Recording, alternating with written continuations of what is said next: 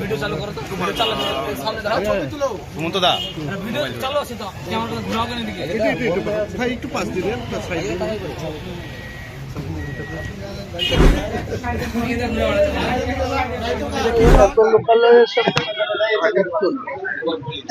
লোকালয়ের বাইরে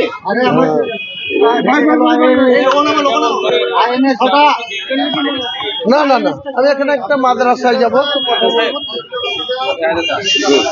পরবর্তী জমি কোথায় সিলেকশন করতে চাইছেন?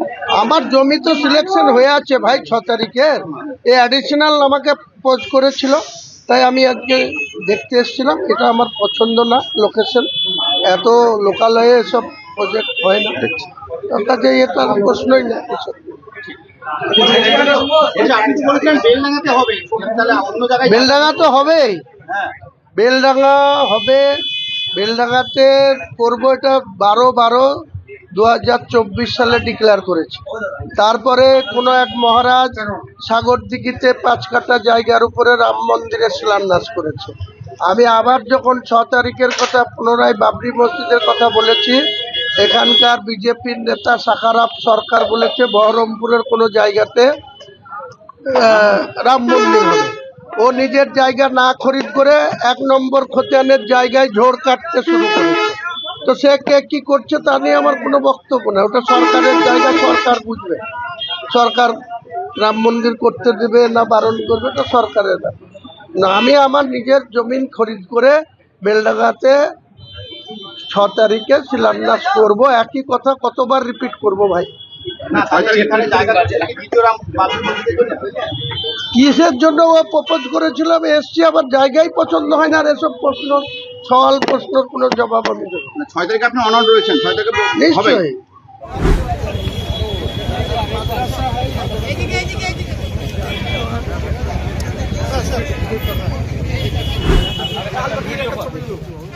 ভিডিও চালু করো তো, ভিডিও চালু সামনে দাঁড়াও, ছবি তুলো। সুমন্ত দা ভিডিও চালু আছে তো, ক্যামেরাটা ঘোরাও কেন এদিকে?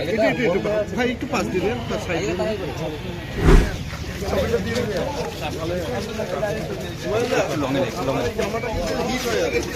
এই সুমন্ত দা এদিকে এগিয়ে আসো না।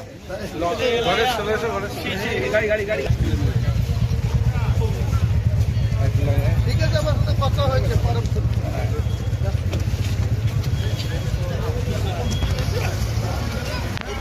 পাঞ্জাবি ছিল আপনার? হ্যাঁ, কোথায় চায়ের সাথে